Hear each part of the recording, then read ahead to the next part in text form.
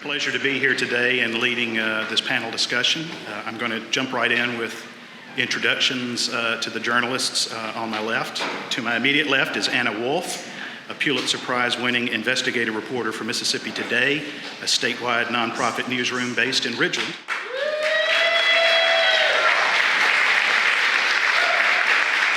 Anna has received national recognition for her years-long coverage of Mississippi's welfare program, in which she exposed new details about how officials funneled tens of millions of dollars of federal public assistance dollars away from needy families and instead to their friends and their own families, and the pet projects of famous athletes.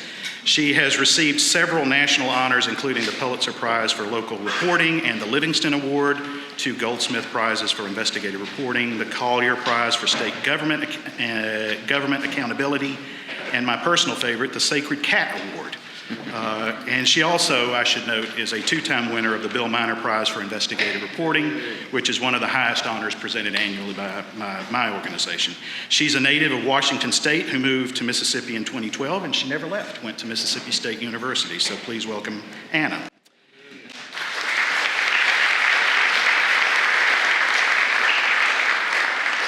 You could literally say the next panelist needs no introduction in this room, but I'm going to do it anyway. Jerry Mitchell is a longtime investigative reporter whose work has helped put 4 Klansmen and a serial killer behind bars. His stories have also helped free 2 people from death row, exposed injustices, corruption, prompting investigations and reforms, as well as the firings of whole boards and government officials. He is a Pulitzer Prize finalist, a longtime member of the IRE, Investigative Reporters and Editors, and a winner of more than 30 national awards. After working for 3 decades at the Clarion Ledger in Jackson, Jerry left in 2019 to found the Mississippi Center for Investigative Reporting. His book on the 1964 civil rights slayings, Race Against Time, was published by Simon & Schuster, and I highly recommend it. Finally, I'm with Mississippi Today now. Oh, I beg your pardon. And Jerry also, the MCIR is now based at Mississippi Today. Brody Mullins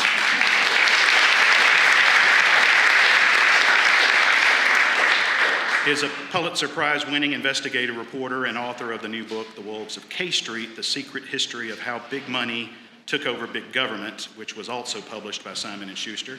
The book, which he co-authored with his brother Luke, is a definitive account of the rise of corporate power and lobbying in Washington. In 2 decades as an investigative reporter for the Wall Street Journal, Brody wrote scores of groundbreaking stories about the intersection of business and politics, exposing scandals, and prompted new laws and regulations for powerful government officials, lobbyists, and Wall Street traders. So welcome one and all.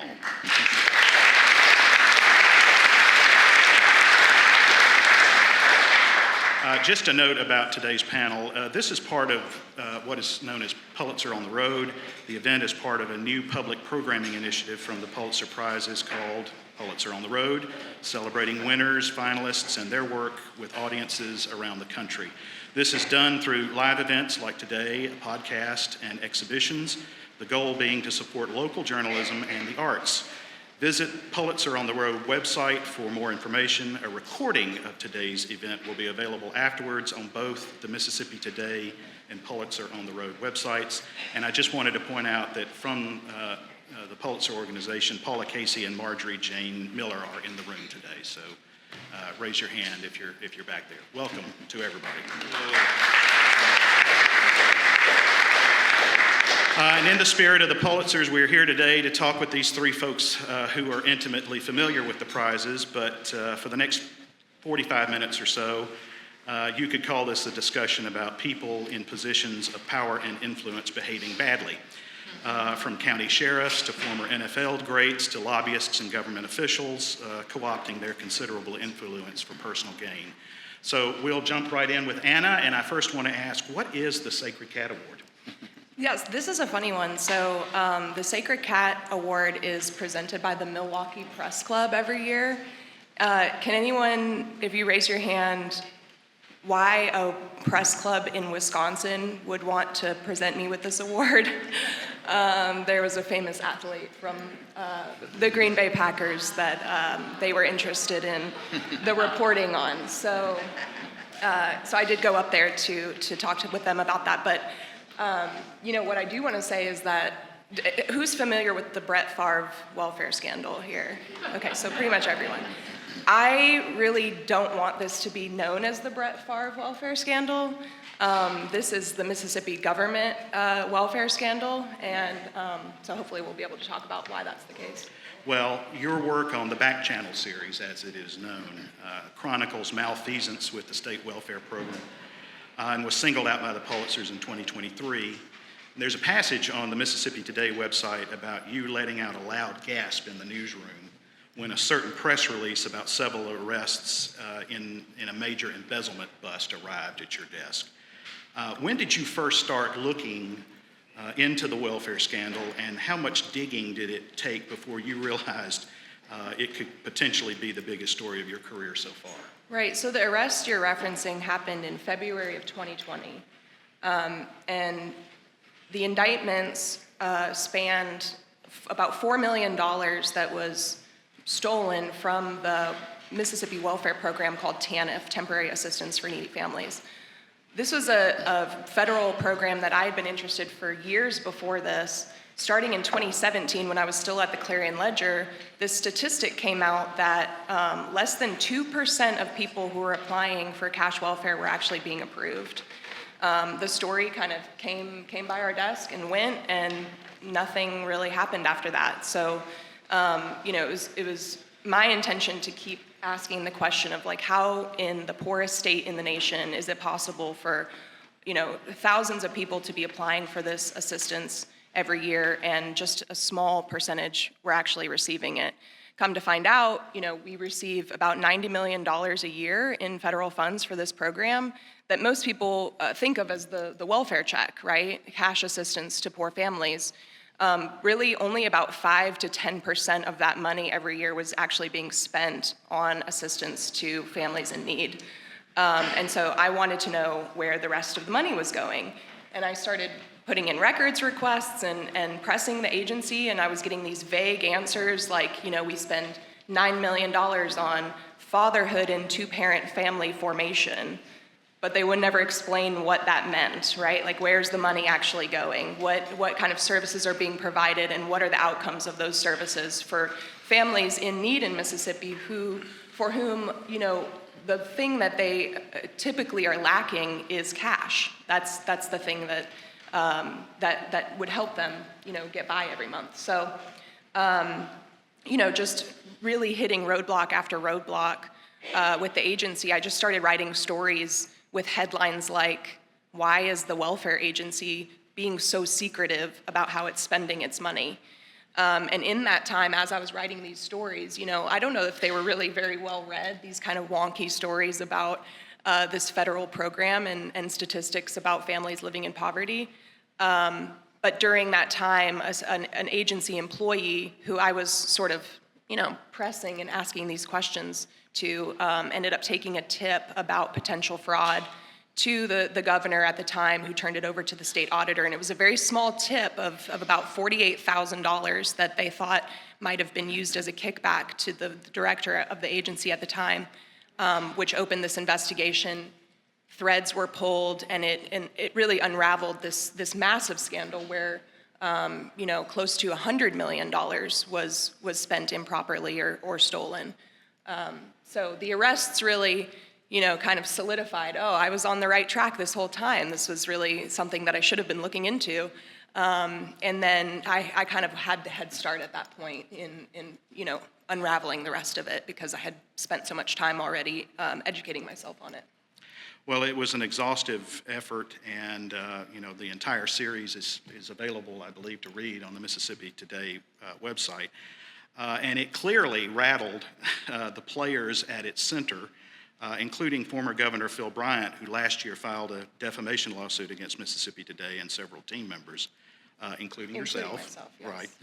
So to dance around the issue a little bit, how did that response from the governor, the former governor, which Mississippi Today has characterized as an effort to just simply discredit the reporting.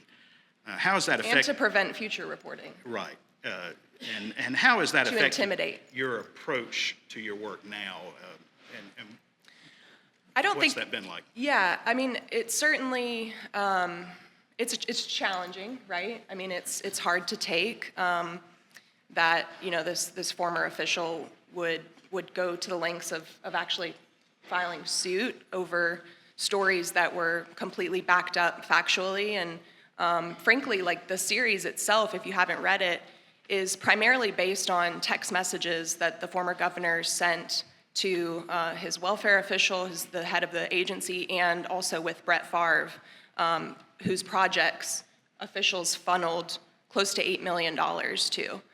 And so the text, the beauty in the back channel, the series, is that you're just looking at their communication just as they said it. So you can really take it and read it for yourself and come to the conclusions for yourself about what happened. I don't think the suit has changed my the way that I do my reporting. It's certainly taken time and resources away from getting to the work and being able to focus on it. But as developments are coming out on this story, I'm right there at the front, continuing to report on them. And if you've followed along, you've probably seen that there hasn't been a lot reported on lately, and that's just, the nature of federal investigations that are kept pretty quiet.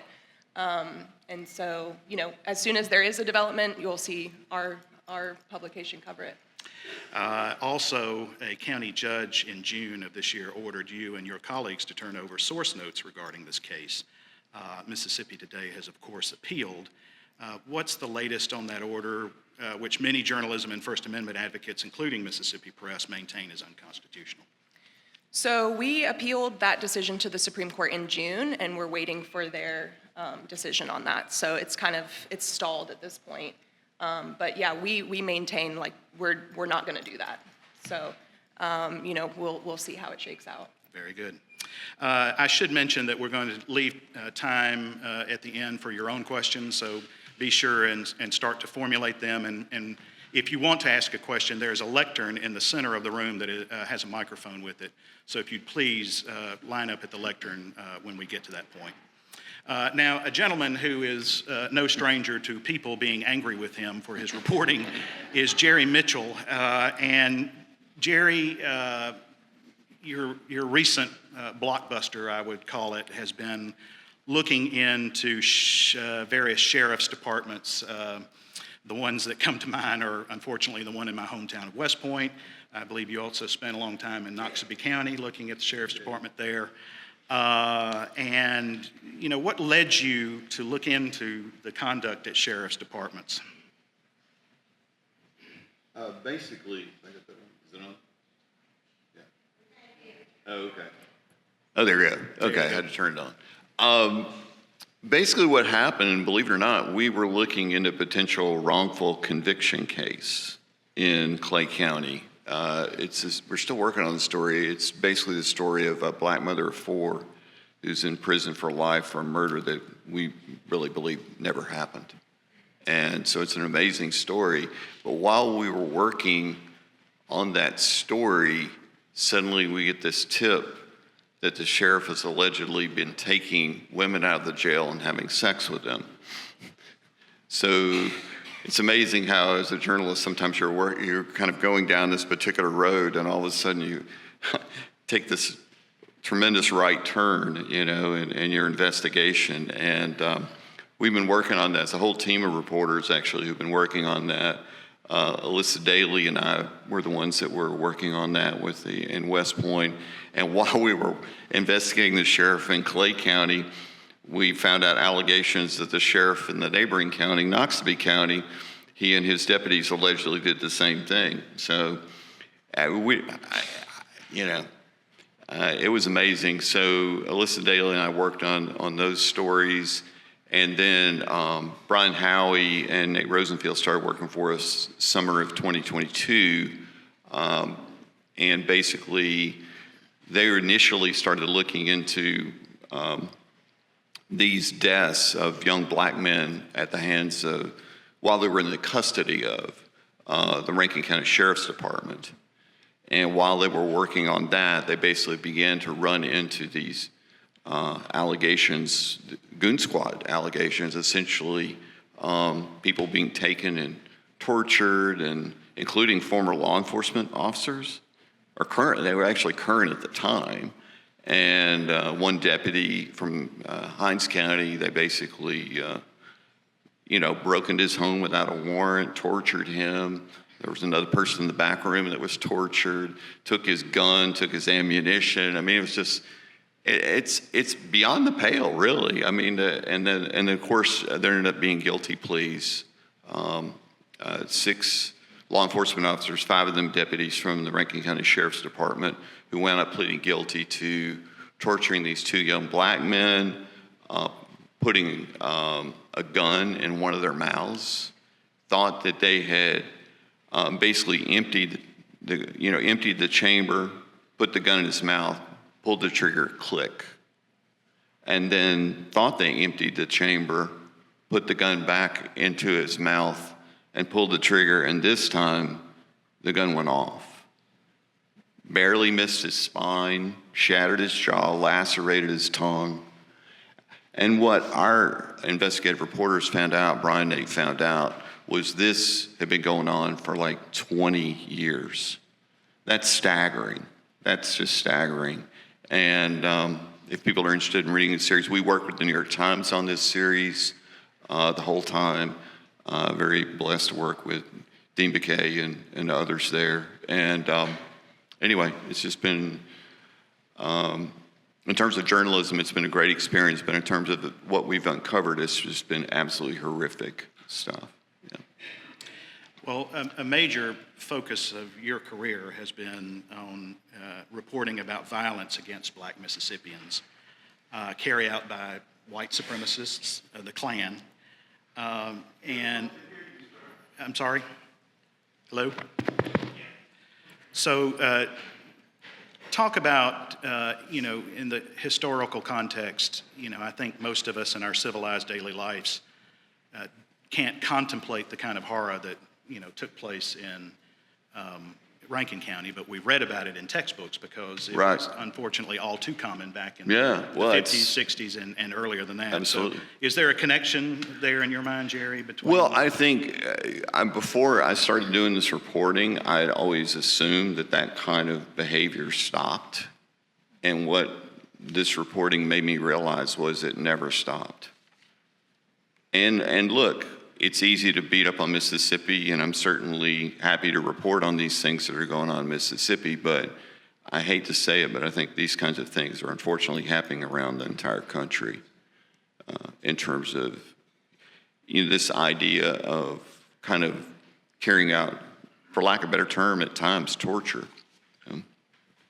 Was there anything else about the Goon Squad story that shocked you? Well, I mean, that whole thing, the fact that they were breaking into homes without warrants, they, after they did this, they shot this young man, they tried to cover it up.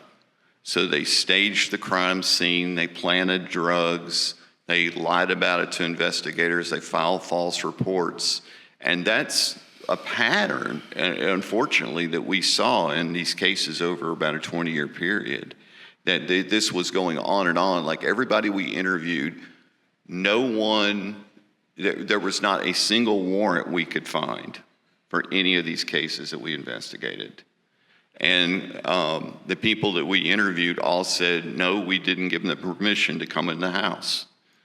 But of course, they claimed in their reports, a number of their reports, that, oh yeah, they invited us in, they just said, yeah, come on in, So therefore they didn't have to have, quote unquote, have a warrant. And so those are the kind of things that we discovered. And it is, if you want to read about it, it's called Unfettered Power, Mississippi Sheriffs, and it's on the Mississippi Today website. Yeah. Brody, let's leave the confines of Mississippi for a moment and talk a little bit about Washington.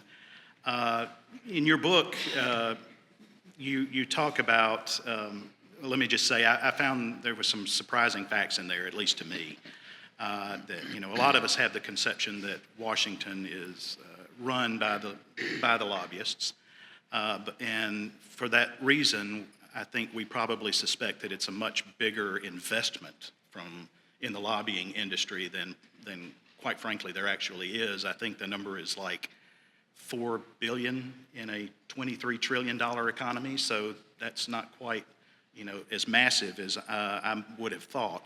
I was also surprised to learn that the number of lobbyists in D.C. peaked in the late aughts or 2000s and has done a little bit of recovery in the years since, but it never fully recovered. But that doesn't mean there aren't a lot of salacious stories of favors and malfeasance in that realm. What most surprised you about the lobbying industry when you got started on your book? Yeah, well, this panel is called Pulitzer on the road. We might as well rename it People Being Angry at You panel. I spent a whole career writing about lobbyists and corporate power in D.C. and how lobbyists pull the strings of power in government to get what they want for big companies and industries at the expense of everyone else. And that made a lot of people angry. What surprised me actually was I'm born and raised in D.C. and have stayed in D.C. for my whole life and have always known that companies had all this power.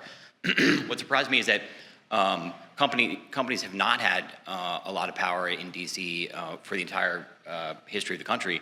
In fact, companies really only got influence in about the 1970s.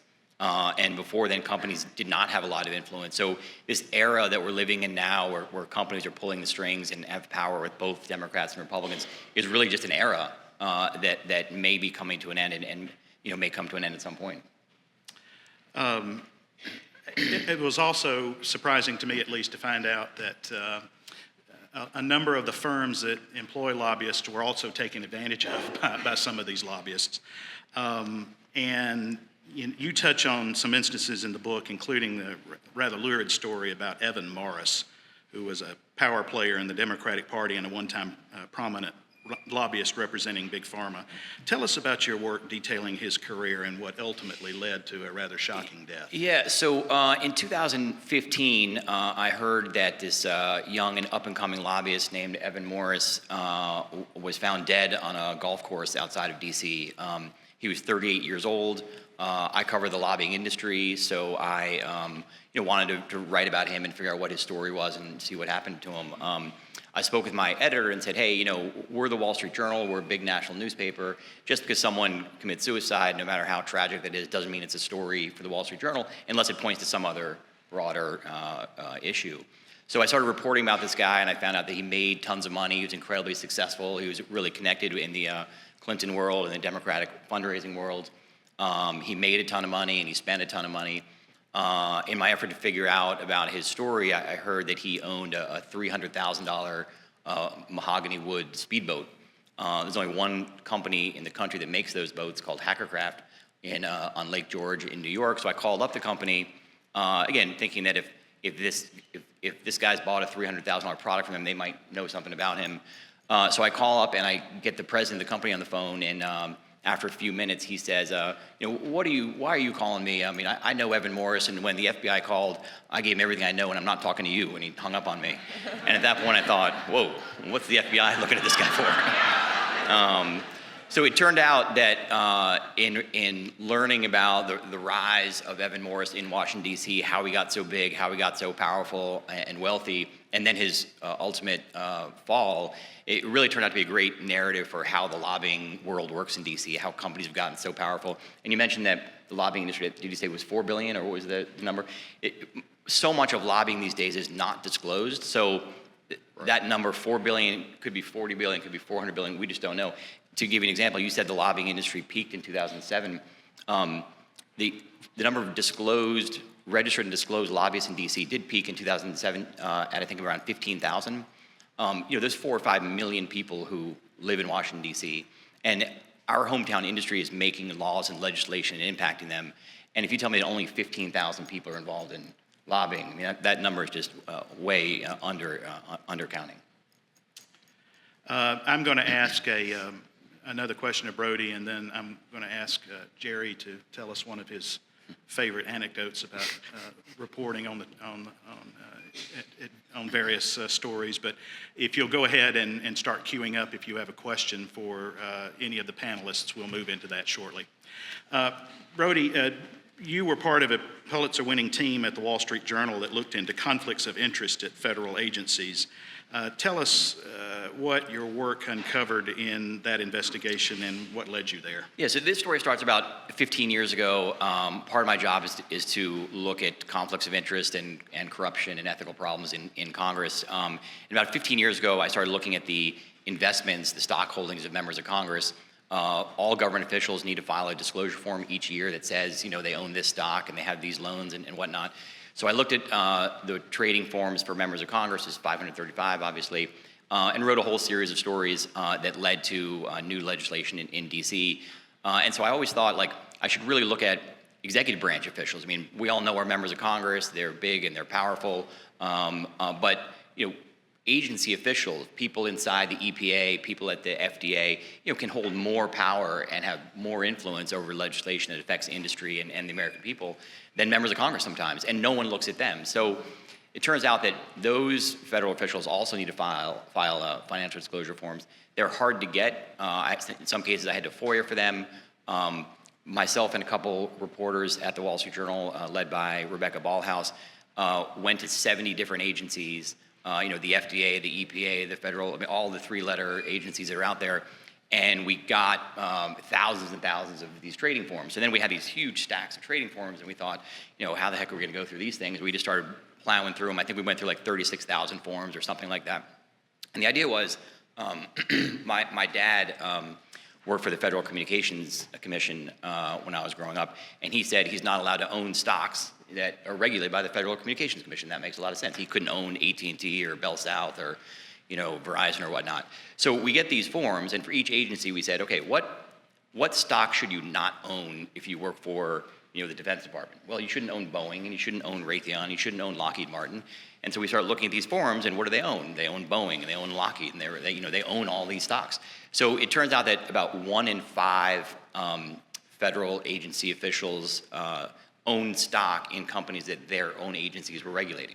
So people at the EPA who are dealing with clean air and clean water own Exxon and Chevron, and people at the Federal Trade Commission. Federal Trade Commission is on the front lines of regulating big tech now, and they all own Google and Facebook and Amazon. And so we wrote this whole series of stories that was really incredible, and it was one of those situations where it also upset a lot of people, but we were just reporting what people had in their own forms, and it was really shocking. We called, everyone who we wrote about, we called and said, why do you own these stocks? And my colleague, Rebecca Ballhaus, called a guy who owned Lockheed Martin he worked at the Defense Department, he owned Lockheed Martin.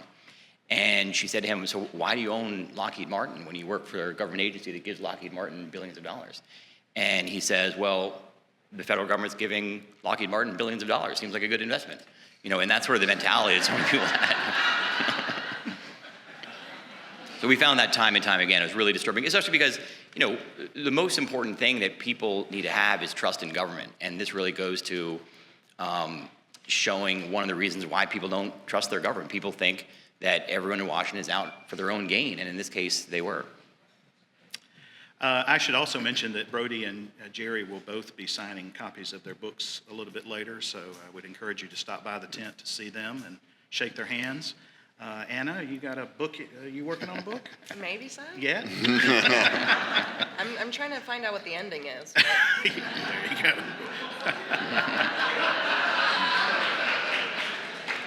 Well, we're waiting on it, so we'll anxiously read it when it gets here. Jerry, I have a tough time. Is it Felix Vale or Byron Deli Beckwith or? Right. Regale us with one of your. One of my I'm sure stories. many people have heard it in their. Oh, they've probably these heard stories, it, but I'll But it's tell always them. worth hearing again. Well, I guess I'll back up. I'm okay. I'm trying to think of where to start it, but anyway, I don't know if you're like me, but if someone tells me I can't have something, I want it like a million times worse. Anybody else like that? Got a few people. So there was something in Mississippi called the Mississippi Sovereignty Commission, which was a state segregationist spy agency run by the governor. And all those records were sealed by the Mississippi legislature, voted to seal those for 50 years, like 183,000 pages of records. When I found that out, my first thought was, yeah, there's something in there. The legislature wouldn't be sealing for 50 years. So I began to develop sources, access the files, began deleting the files, and what they showed at the same time, the state of Mississippi was prosecuting Byron D. Beckwith for the murder of Meg Revers. This other arm of the state was secretly assisting the defense, trying to get Beckwith acquitted. And so did that story, ran the Clarion Ledger October 1st of '89. The time the story ran, the odds were literally more than 1,000,000 to 1 against the case. They were being re-prosecuted. There was no murder weapon, no evidence, nothing. But Myrlie Evers, the widow of Meg Revers, believed and she prayed, and some amazing things happened. A couple months later, Jackson police are cleaning out a closet and happen to find a box that contained the crime scene photographs of the killing of Meg Revers, including the fingerprint of Byron D. Beckwith lifted from the murder weapon. A few months after that, Myrlie Evers shared with me her copy of the court transcript. A few months after that, the prosecutor in the case found the murder weapon in his father-in-law's closet, which sounds like I'm making it up, but it really did happen. And so I went to go interview the killer, Byron D. Beckwith. He lived in Signal Mountain, Tennessee. Spent about 6 hours talking to this man, absolutely the most racist person I ever spent serious time with. It was N-word this, N-word that, very anti-Semitic, pretty much equally hated all races, other than the white race. And anyway, how sometimes you talk to someone, you feel like afterwards you need a bath? Yeah, that's what it felt like. And so anyway, by the time we got to the end of the interview, it was dark. He insisted on walking me out to the car, and I'm like, really? That's okay. I think I can find my way. So he walked me out to my car anyway, got me out to the car and says, if you write positive things about white Caucasian Christians, God will bless you. If you write negative things about white Caucasian Christians, God will punish you. If God does not punish you directly, several individuals will do it for him. And so his wife had made me a sandwich. I think you can guess what I did with the sandwich after that. Anna, you arrived here in 2014, is that right? In Jackson, yes. In Jackson, okay, and you've been to Mississippi State. Yes. But a native of the Pacific Northwest. And right. A number of years later now, occasionally when you come up in a conversation, somebody will say, I bet she could write her own ticket. Just journalism jobs just grow on trees, And so I'm curious, what has kept you in Mississippi? I mean, I really love Mississippi. I feel at home here now. I mean, can I be a Mississippian? I think I am one. No, I mean, there isn't a better place to be writing stories. And I think it's so incredibly needed here, and I've sort of found my niche, and that's what's kept me. Very good.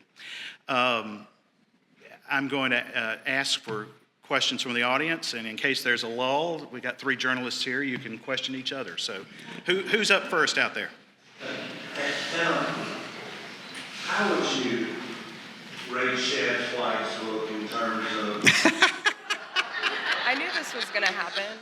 departure from how factually accurate is it? How would you rate it relative to your investigative reporting? Anna, book reviewer. Yeah. I think my main impression was that I really wished that I would have learned something new from it. That would be my main impression. Yeah, that's fair enough. John Rosenblatt, Mississippi College School of Law. Hey, Dean. I think investigative journalism is very important for our country, but it seems to me you've got a tool available to you now that wasn't here 50 years ago. Anna, you mentioned the text. Jerry, there was a treasure trove of encrypted texts that were used in those criminal proceedings.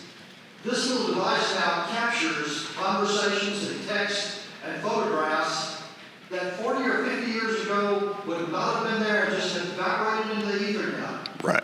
Through Would you comment on the utility of this device in your investigative reporting? I mean, it's a game changer. I mean, the internet period, and then I think cell phones since that. I mean, I'm happy to hear from the others. I mean, I don't know, to be honest, I don't know that I could have done the reporting I did on the Klansmen if those things had existed, because they would have, each Klansman didn't realize I'd done the previous story. So anyway. Right. Brody, you want to? One thing to add to that, a lot of reporting in Washington takes place through FOIA, through getting public records requests. And the problem that the phone makes is that so many members of Congress and White House officials and agency officials now text. And you can't get FOIAs, you can't get those texts as a reporter trying to cover government officials. So it creates a little bit of a loophole for us. I'm Alan Wells, and I want to ask Anna, just sort of what you think about why the people in the government officials in the Brett Favre, what we call the Brett Favre scandal, were, I would say, stupid enough to let it go that far? Or do you think that they had a sort of philosophical bent toward, the more people are starved out, the more likely they are to change and do a good job or something like that? Why do you think it was so stupid then? Yeah, I think it's a combination of what you're talking about. I think that one element of it is that they were starstruck. I mean, if you see the names of the people involved, they wanted to be close to these kind of famous people, these people that made them feel important and cool. And but more than that, I would say, based on a comment that one person who was tangentially involved made to me, was it wasn't going to get to the poor people anyway. So what did it matter where it went, right? I think that is a huge element of it. The government had set up the program, specifically so that the money would not reach people in need. And I think at that point, They thought it was their money, obviously. I think that there was an element of, what does it matter what we spend the money on?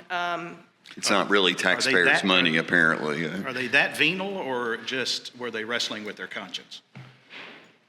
Yeah, I mean, I think making excuses for themselves is definitely present throughout. But, when you think about spending $5 million in federal public assistance funds on building a volleyball stadium, but you say, we're going to add some classrooms to the volleyball stadium so that we can bring in, low-income parents and teach them about how to be better parents. I mean, something's off with that, right? And it was a way to justify an expenditure that they wanted to make anyway, by saying that they were going to help someone, not through direct assistance or connecting them with real resources, but by lecturing them.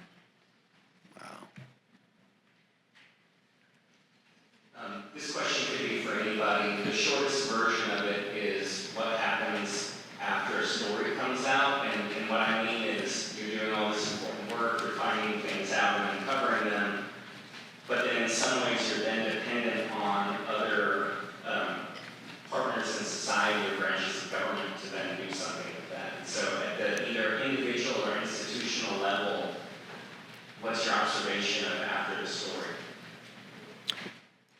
Well, you just keep reporting. I always say you sometimes have to embarrass public officials into doing the right thing. And I think you don't give up. You keep writing about it.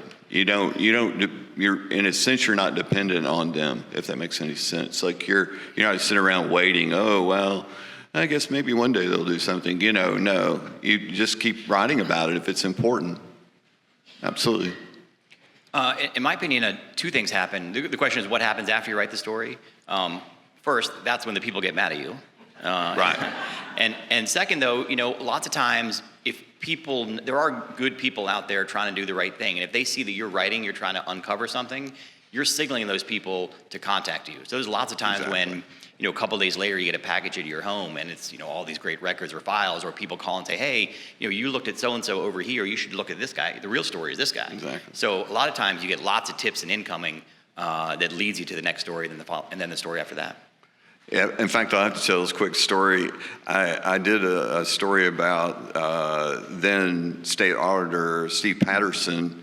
Basically, it's a long story, but I wrote a story about him. It was kind of questionable, some of the things that happened.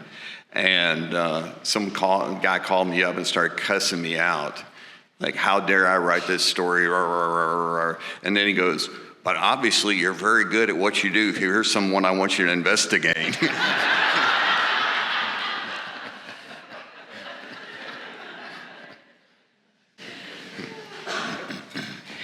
This is a question for Anna.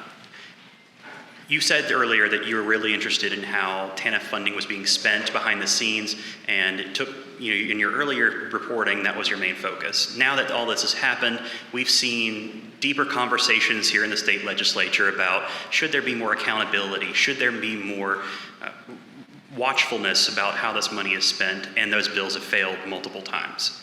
What has been your thoughts over the past few years, seeing things evolve over time, how there's now more interest in getting these things attention, but there's still no action being taken? Yeah, I think this actually goes back to something Brody said earlier, that, we focus so much on legislation and what the folks in this building are doing every year. But it's really these state agency bureaucrats and the rank and file folks who dictate how things actually get administered and how people are treated at that level. So, people who are coming to the Department of Human Services in need, what happens to them a lot of times is dictated by the people at that agency. And so I think the approach has been that the agency is cleaning itself up, and that the legislature hasn't taken a very active role in making that accountability happen. But the feeling is the feeling among state officials is that the agency is being cleaned up because they appointed someone to do it. They appointed the director to clean it up. I haven't seen a big shift in how this program is administered. So of course, fraud is supposedly not happening anymore. I think that they've, fixed the procurement process so that, they're not just able to, funnel money to anyone they want. And that's all great, but the real issue that I started with of the money not being used in the most effective way to interrupt generational poverty in Mississippi, I don't think that's really been addressed. And so I think part of the reason why I'm not leaving is because I'm wanting to see that through. We have to keep pressing the agency to address those things. And I think one of the other problems connected with this is Mississippi has a terrible public records law in general, at least compared to other states. And I think that in order for government to function as it should, there has to be transparency. And we unfortunately just don't have that, and on a level that we need to here in Mississippi, for sure. And maybe Washington too, anyway. I have a comment and a question for you all. In relation to what you just said, Anna, I agree with you. I think it's really hard to change the nature of this program because by design it is a block grant. And so if there's one tip I can offer, look into block grants because they are extremely flexible by design. And the feds give the states wide discretion in designing these programs. And so, they have the authority to design it to take money away from folks and, like you said, funnel it elsewhere. So block grants also rebuilt a large portion of the Mississippi Gulf Coast after disaster recovery.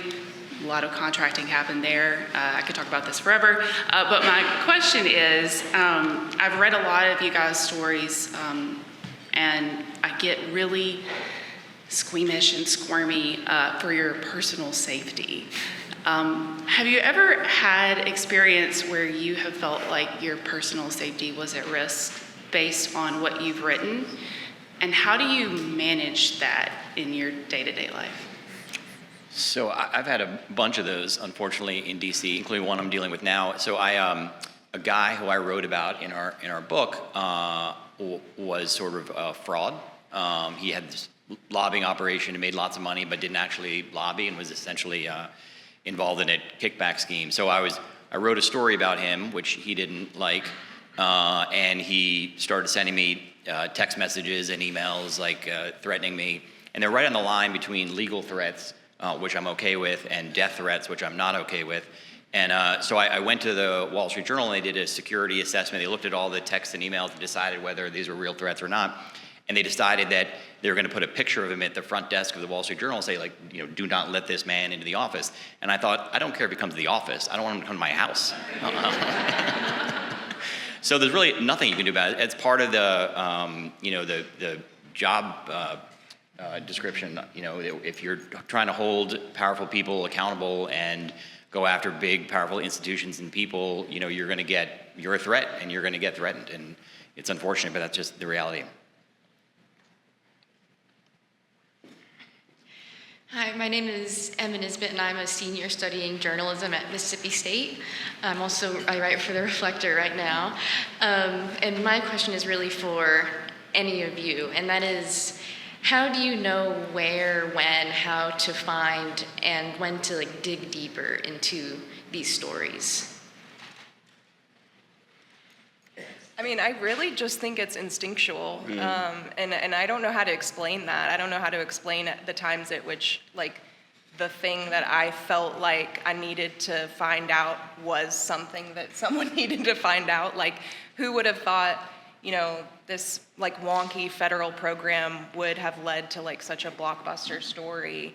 But it was just something that, like, I got stuck on it. Like, I got kind of obsessed, and there was a block. And I think that, you know, anytime that you're being prevented from, and they try to make it seem like, you know, your question is stupid and you know, you're looking in the wrong place, but that's really like a big shiny arrow when someone is trying to make you feel like that. So I think, like, pay attention to times at which, you know, that's happening, and where there's a question that you think is important that's just not being answered.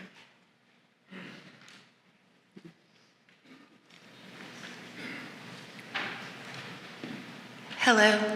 I have a question about, or for all of you all. In writing your stories, you come across some very graphic things. Also, you're having to really find and dig on these really just awful material. In what ways are you prioritizing your mental health to stay grounded in yourself, but also grounded and committed into telling the truth?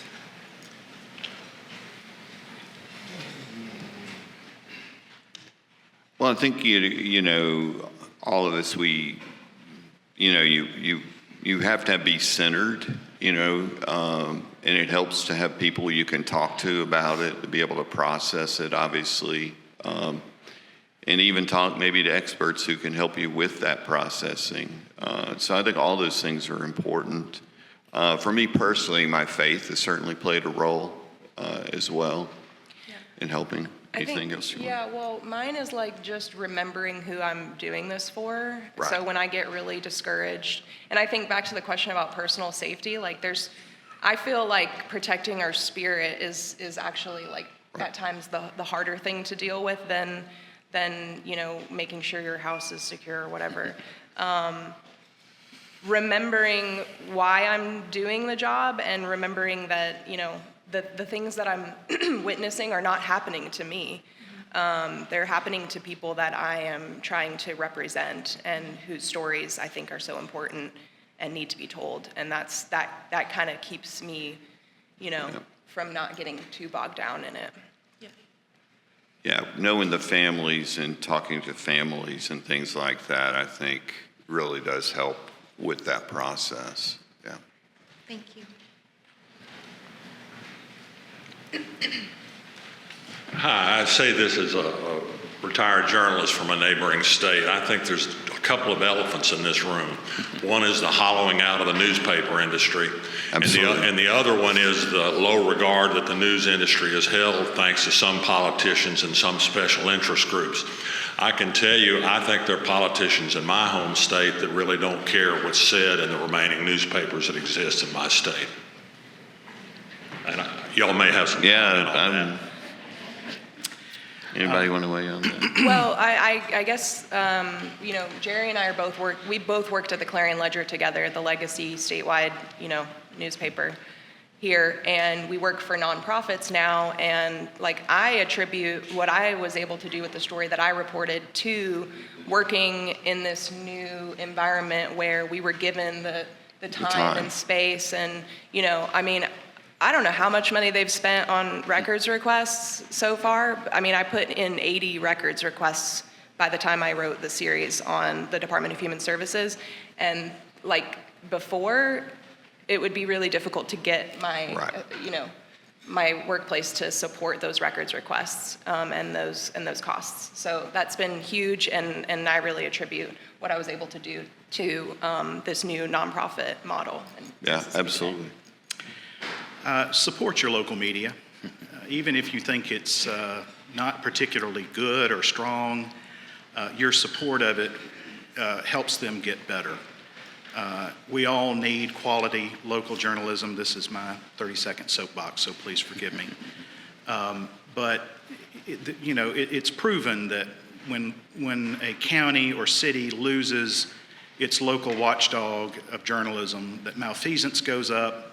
And community engagement goes down. So I would just encourage you all to support the various media that are available to you in your hometowns. We are approaching the time where I have to wrap this up. So just very quickly, what's next for all of you? Can you give us any preview?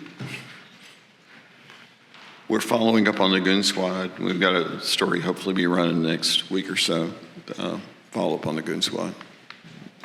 Brody, what's going on with you? So Luke and I have wrapped up his first book, and we're talking about possibly trying to do a second one. And Anna? I've been working on an investigation that deals with the child welfare system, so very similar stuff. Let's give our panelists a round of applause.